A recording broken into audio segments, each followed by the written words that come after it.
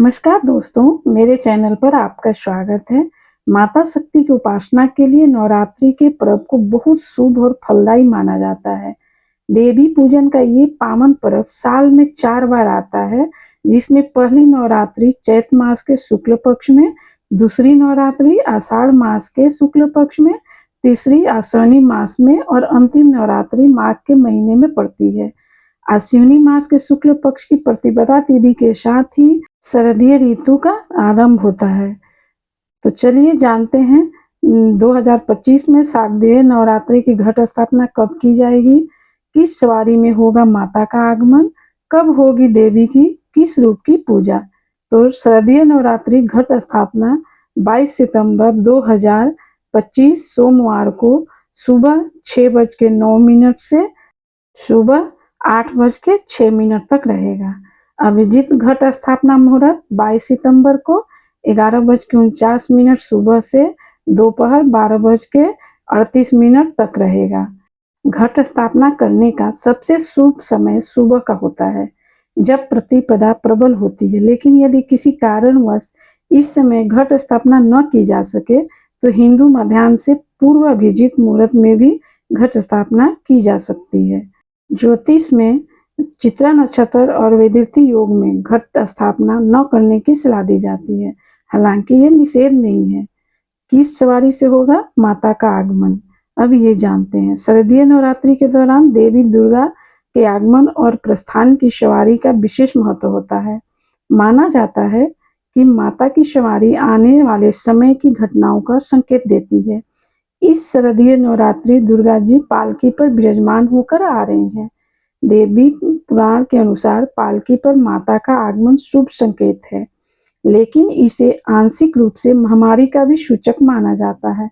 मान्यता है माता के पालकी में सवार होकर आगमन से देश में स्वास्थ्य संबंधी समस्याएं और महामारी फैलने की संभावनाएं हो सकती हैं। कब होगी देवी के किस रूप की पूजा, अब ये जानते हैं। शरदीय नवरात्रि 2025 के दैनिक पूजा विवरण। 22 सितंबर पहला दिन घट स्थापना माँ शैलपुत्री का। 23 सितंबर दूसरा दिन माँ ब्रह्मचारिणी की पूजा। 24 सितंबर तीसरा दिन माँ चंद्रघंटा की पूजा।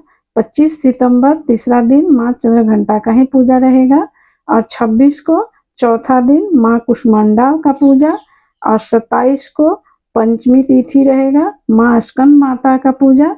28 सितंबर छठा दिन माँ कात्यायनी की पूजा। 29 सितंबर सातवां दिन माँ कालरात्रि की पूजा। 30 सितंबर दुर्गा अष्टमी महागौरी की पूजा। 1 अक्टूबर नवमी के दिन सिद्धिदात्री की पूजा। 2 अक्टूबर नवरात्रि का व्रत पारण होगा, दशहरा दुर्गा विसर्जन। तो यह थी शरदीय नवरात्रि घट स्थापना के शुभ मुहूर्त से जुड़ी पूरी जानकारी। अब जानते हैं नवरात्रि व्रत फलाहार की संपूर्ण जानकारी। नवरात्रि के दौरान भक्तजन माता के संपूर्ण में पूजा एवं व्रत करते हैं। व्रत करने वाले लोगों के मन में इस दौरान खाने पीने को लेकर कई प्रकार की शंकाएं होती हैं। तो यहाँ पर हम जानेंगे नवरात्रि व्रत में क्या खाएं, किन चीज़ों का परहेज करना चाहिए। नवरात्रि व्रत में क्या खाएं? तरल पदार्थ, ताजे फलों का रस, दूध, दही, छाछ, लस्सी, चाय।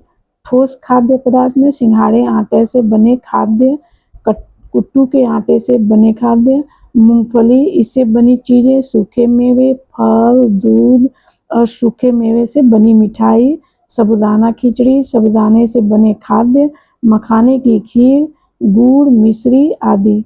व्रत के भोजन में केवल सेंधा नमक का ही प्रयोग करना चाहिए और सब्जियों में आलू, शकरकंद, गाजर, कच्चा केला, लौकी, टमाटर, खीरा, हरा धनिया और मसाले में जीरा, सौंफ, काली मिर्च पाउडर, लौंग, इलायची, दालचीनी।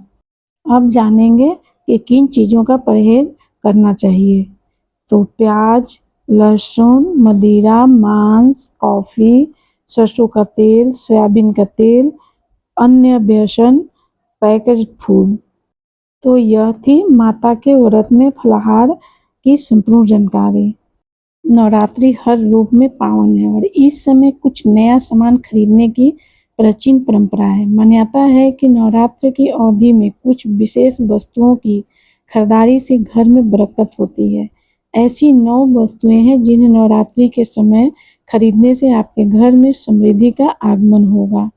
तो पहला, प्रॉपर्टी। नवरात्र के अवसर पर घर कोई नई संपत्ति जैसा कि नया घर, जमीन या कोई दुकान खरीदना शुभ होता है। यदि आप कई दिनों से नई संपत्ति को खरीदने की कोशिश कर रहे हैं तो यह समय सबसे उपयुक्त होगा।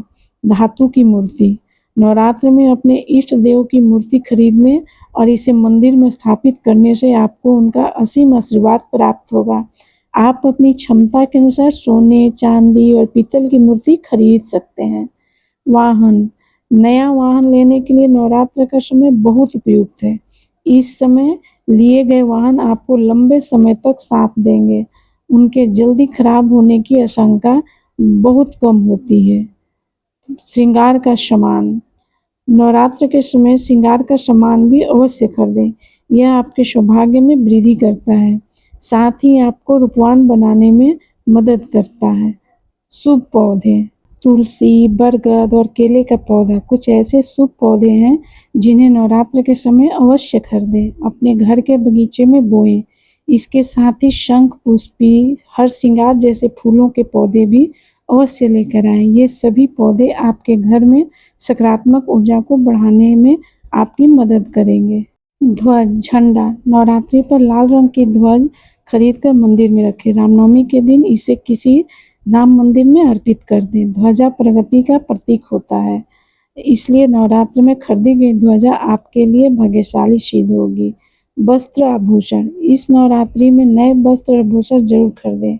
यह आपके भाग्य को आपके पक्ष में रखने में काफ़ी मदद करेंगे, साथ ही आपके लिए शुभ सिद्ध होंगे। यह आपकी सुंदरता में भी वृद्धि करेंगे। मिट्टी का घरौंदा। एक छोटा सा मिट्टी का घर खरीदकर इसे मंदिर या पूजा स्थल में रखें। नवरात्र में खरीदा गया मिट्टी का घर आपके अपना घर लेने के सपने को जल्दी ही पूरा करने में आपकी मदद करेगा, साथ ही इससे आपके घर में सुख समृद्धि बनी रहेगी। गाय का घी। हिंदू धर्म में गाय देवतुल्य है, इसलिए इस समय गाय का घी अवश्य खरीदें और इसे माता का दीपक जलाएं। साथ ही अपने परिवार में सभी सदस्यों को इसका सेवन करने को कहें। इससे इन्हें निरोगी रहने में मदद मिलेगी, साथ ही उनकी सेहत पहले से बेहतर होगी। इसके अतिरिक्त आप कोई सफ़ेद वस्तु भी खरीद सकते हैं, चूँकि सफ़ेद रंग शांति का प्रतीक है, इसलिए वह वस्तु आपके घर में सभी क्लेश दूर करेगी। हमारे बड़े बुजुर्ग भी हमें इस अवधि में कुछ खास खरीदने की सलाह देते हैं, तो इन चीज़ों में से आपकी सुविधा के अनुसार कुछ अवश्य खरीदें। नवरात्रि में व्रत और माता की पूजा अर्चना करने में भक्तों की सभी मनोकामनाएं पूरी होती हैं, इसलिए नवरात्रि की पूजा को पूर्ण विधि विधान के साथ संपन्न करने के लिए हर अनुष्ठान में उपयोग होने वाली संपूर्ण सामग्री होना बहुत आवश्यक है। पूजा सामग्री। चौकी, आसन, लाल वस्त्र, माँ दुर्गा की तस्वीर या मूर्ति, गणेश जी की मूर्ति, पान का पत्ता, सुपारी, कलावा और मौली, धूप, अगरबत्ती, पूजा की थाली, लाल, पीले या नारंगी रंग के फूल, पुष्पमाला, पूर्ण श्रृंगार का सामान, प्रसाद के लिए ऋतुफल, माता को चढ़ाने के लिए लाल चुनरी, दुर्गा सप्तशती, नारियल। आरती की थाली। एक साफ थाल और अथवा थाली, कुमकुम, चंदन, हल्दी, अक्षत, छोटा जलपात्र, कपूर, फूल, बाती और घी से भरा दीपक, घंटी। अष्टदल का बहुत सरल अर्थ है 8 का दल या 8 का समूह और एक साथ जुड़े हुए 8 पत्तों या पंखुड़ियों को अष्टदल कमल कहा जाता है। कुमकुम और हल्दी से रंगे चावल। आप साधारण सफ़ेद अक्षत का भी इस्तेमाल कर सकते हैं। इसे दिखाए गए अष्टदल इस तरह का बनाएं। अगर आप अपने घर में प्रतिदिन की पूजा के साथ घट स्थापना कर रहे हैं तो आपको निम्नलिखित सामग्री इकट्ठी करनी होगी। आपको बता दें कि घट स्थापना में मिट्टी या तांबे के कलश की स्थापना करनी होती है और साथ ही एक पात्र में जौ बोने होते हैं। कलश स्थापना के लिए सामग्री। मिट्टी या तांबे का कलश, शुद्ध जल, नारियल, एक साथ जुड़े हुए 8 आम के पत्ते जिसे अष्टदल कहा जाता है, नारियल पर बांधने के लिए छोटी लाल चुनरी, लाल कलावा या मौली, 2 साबुत लौंग, 2 साबुत सुपारी, 2 इलायची, 1 हल्दी की गांठ, सिक्का, अक्षत। जौ बोने के लिए सामग्री: मिट्टी का बड़ा कटोरा, कलावा या मौली, स्वच्छ काली मिट्टी, जौ और गेहूं के दाने, स्वच्छ जल। श्रृंगार: लाल चुनरी, चूड़ी, इत्र, नेल पॉलिश, सिंदूर, महावर, बिंदी, मेहंदी, काजल, कंघी, मंगलसूत्र या कंठार, पायल, लिपस्टिक, कान की बाली, चोटी में लगाने के लिए रिबन या रबर बैंड, गजरा, नथ, बिछिया। नवरात्रि में माता को श्रृंगार अर्पण करना बहुत शुभ फलदायी होता है, क्योंकि श्रृंगार माता को बहुत प्रिय है। कन्या पूजन: कन्याओं के पांव पखारने के लिए बड़ी थाली, जल, लोटा, हल्दी, कुमकुम, भोज के पकवान, पूड़ी, चने, आलू की सब्जी, खीर या हलवा, भेंट स्वरूप देने के लिए आपकी मनचाही वस्तु। कन्या पूजन पूर्णतः अपनी क्षमता अनुसार किया जाता है। आप अपनी इच्छा के अनुसार कन्याओं को सच्चे मन से भोजन करवाएं। जो भी भेंट स्वरूप देना चाहें सभी कन्याओं को समान रूप से प्रदान करें। हवन सामग्री: हवन कुंड, धूप, जौ, सूखा नारियल, गुग्गल, मखाना, बेलपत्र, घी, सुगंध, अक्षत। हवन में अग्नि प्रज्वलित करने के लिए रुई, आम की लकड़ी, चंदन की लकड़ी, कपूर, माचिस, घी। यदि आप घर पर हवन सामग्री नहीं बना पा रहे हैं तो आजकल रेडीमेड हवन सामग्री आसानी से बाजार में उपलब्ध है। आप बाजार से रेडीमेड हवन सामग्री भी खरीद सकते हैं। इसके साथ ही आप अपने घर में मंदिर सजाने के लिए सजीले पारदर्शी वस्त्र, झालरें, रंग बिरंगी बल्बों की लड़ियाँ, फूलों की लड़ियाँ, बहुत सी सुंदर कलात्मक चीज़ों का भी प्रयोग कर सकते हैं।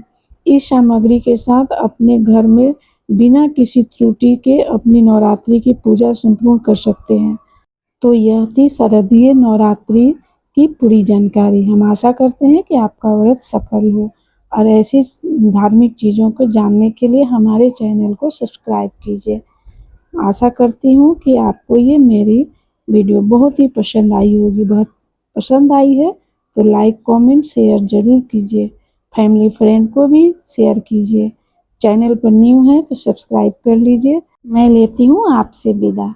फिर मिलेंगे एक ऐसी नई जानकारी के साथ। जय माता दी।